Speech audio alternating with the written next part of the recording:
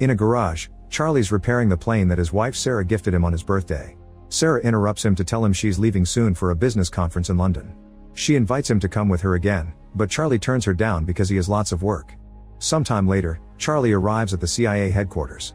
On his way to the decryption and analysis department, he goes through all the security scanners that he invented and finally gets to work.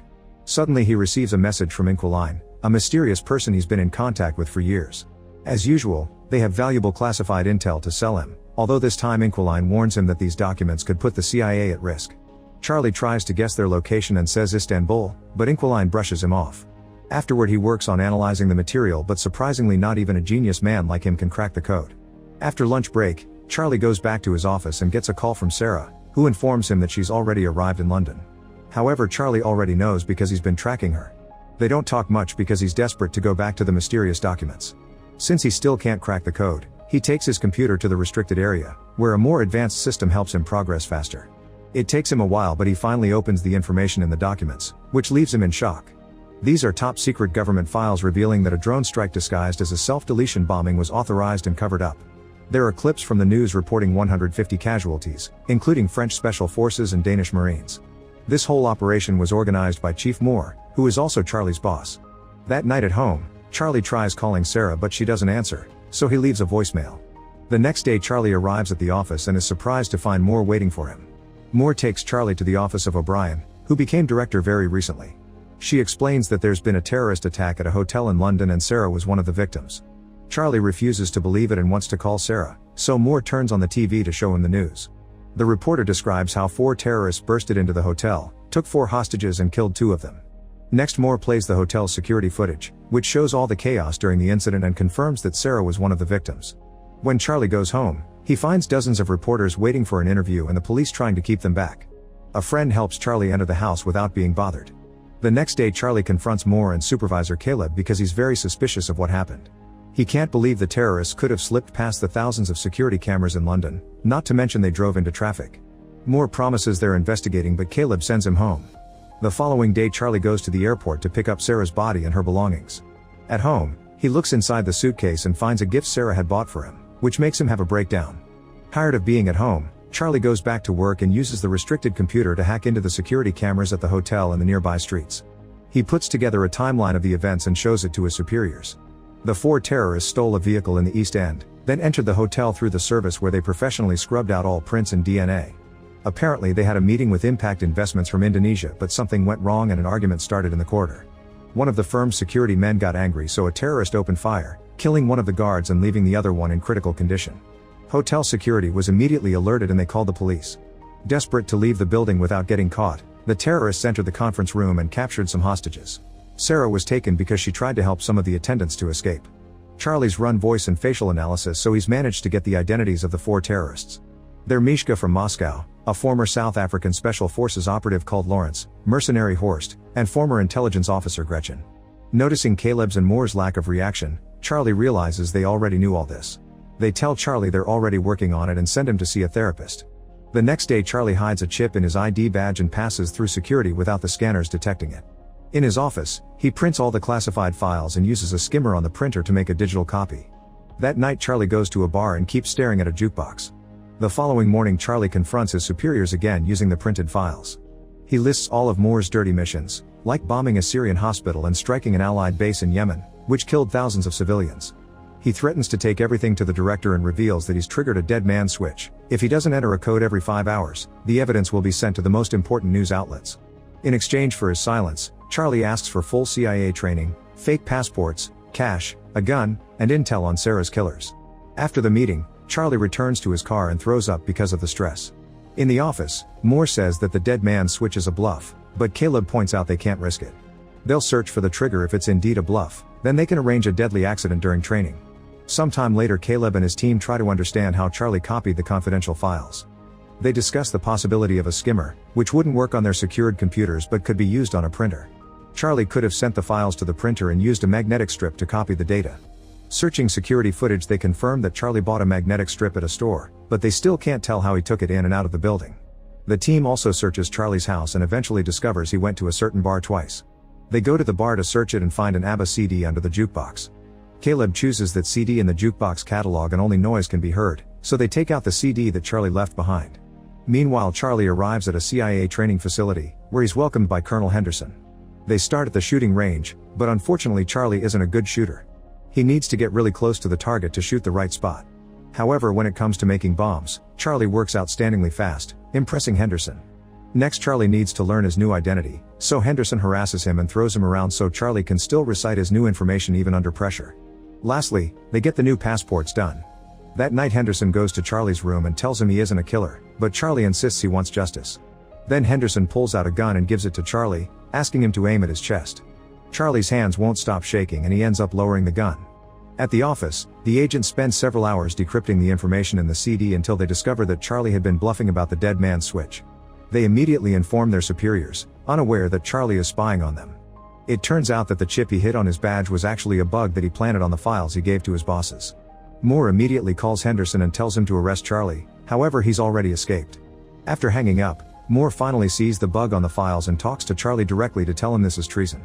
Charlie gets rid of his earpiece before boarding a plane. Once Charlie reaches London, he goes through customs and starts making his way to Paris. His fake passport appears in the CIA's computer, so Moore sends Henderson after him.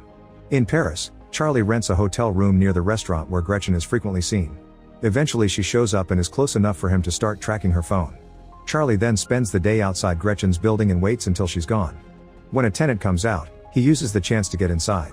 Then he follows an online video to pick the lock of Gretchen's place. Charlie begins searching the apartment and takes pictures of Gretchen's schedule. He also finds a gun in a drawer, so he decides to keep it. At that moment his tracker warns him that Gretchen is coming back, so he rushes to the stairs to wait for her. However, when she finally comes home, he can't pull the trigger. Feeling disappointed, he rushes back to the hotel and pretends Sarah is waiting for him. After calming down, he takes a close look at the pictures and learns that Gretchen has been going to the hospital often. Hacking into her health history reveals she has allergies. The next morning, Charlie buys tons of flowers. Then he waits at the cafe until he sees Gretchen and follows her to the hospital. Gretchen is going through some tests, but the doctor notices that the computer screen is malfunctioning, so he leaves the room to request help. Charlie comes in dressed as a doctor and locks Gretchen inside the machine. She starts to panic, but Charlie ignores her while filling the chamber with pollen. The doctor and a nurse hear the noise, but the door is locked too. Gretchen starts to get weak because of her allergies, and Charlie says he'll help if she tells him where to find Horst, since he's the one who shot Sarah. The allergies don't let Gretchen talk, so Charlie opens the chamber, only for Gretchen to push him against the desk. They start fighting all over the room, throwing each other against every piece of furniture. Charlie takes out his gun, but Gretchen brings him down and opens the door to finally run away. A desperate Charlie follows her to the street, but before he can shoot, Gretchen is struck by a car. Horrified by the body, Charlie forces himself to come closer to grab her phone. Then he runs away and throws the lab coat in the trash. At the hotel, he washes off all the blood and packs his things. That night he goes to the bus station and buys a ticket for Marseille. Soon the news of Gretchen's death reaches the CIA. O'Brien questions more about this, and he only says that Gretchen appears to have been killed by one of their own. That night Charlie goes to a bar and drinks a lot to drown the guilt he feels over Gretchen's death. He thinks he sees Sarah dancing, but a closer look reveals it's a woman that looks like her. Then Charlie notices Henderson approaching him and panics. He pushes people until he manages to leave the bar and runs through the streets until he finds a different bar to hide in. Henderson follows him there too, so Charlie rushes to the bathroom and locks the door. Unfortunately, there are no windows here, so Charlie has no choice but to come out. He joins Henderson at the bar and learns that he found him by tracking Gretchen's phone. After a short chat, Charlie reveals a timer on his phone and runs out before a bomb explodes in the bathroom. Chaos takes over the bar and Henderson loses sight of Charlie. The tracker on his phone doesn't work anymore either. The next morning Charlie contacts the Inquiline to get their help and leaves on a cargo plane to Turkey. In Istanbul, he goes to a restaurant and texts Inquiline. Noticing a man's phone ringing, he tries to approach him but is blocked by a woman who tells him to check his phone. Then Charlie leaves the restaurant and the woman approaches him again, confirming she's Inquiline. She already knows about his wife, so she makes him hide his hat and backpack in a shopping bag. Inquiline wants him to pretend to shop for a while and meet him at a garage. Moments later Charlie meets with her again and she drives him to her home. During the trip Inquiline shares that she became a hacker 6 years ago after her husband died. He was a CIA asset and worked for Russian intelligence. In fact, he was the original Inquiline and taught her everything. The official story says he accidentally fell from a window. When they reach her home, Inquiline says this is the only place she's managed to stay longer than 3 years and admits she's tired of running. If the Russians ever come for her, she has a gun to self-delete. Then they start talking about the case. Horst is the leader in charge of hiring mercenaries for Moore.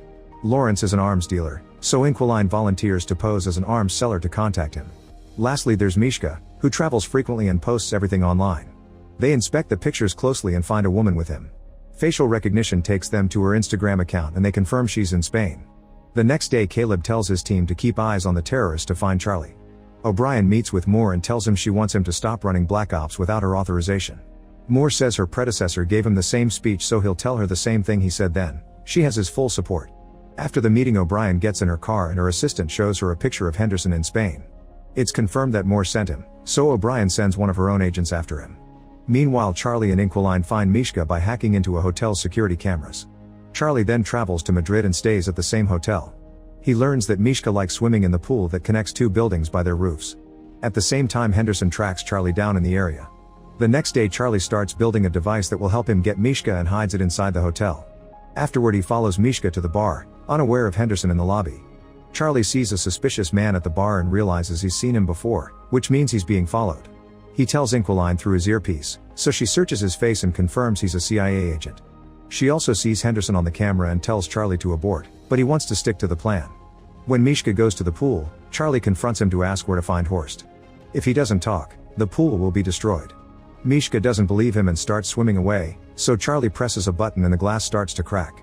A desperate Mishka starts swimming faster, but it's too late. The glass breaks and he falls to his death while the water floods the street.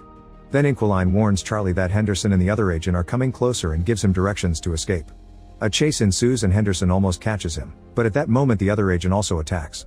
The man tackles Henderson and they start fighting in the laundry room. Charlie watches how they keep throwing each other all over the room and Henderson puts the man's head inside a washing machine. The agent pulls out a gun and shoots Henderson, only for him to steal the gun and shoot him back.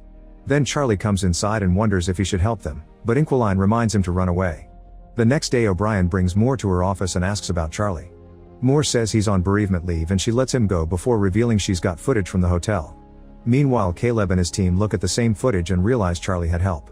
They look at Charlie's encrypted chats and finally find the messages from Inquiline. After a long search, they discover the file of the dead agent known as Inquiline and guess that his wife must have taken over. That night, Charlie and Inquiline agree to sleep next to each other just for company.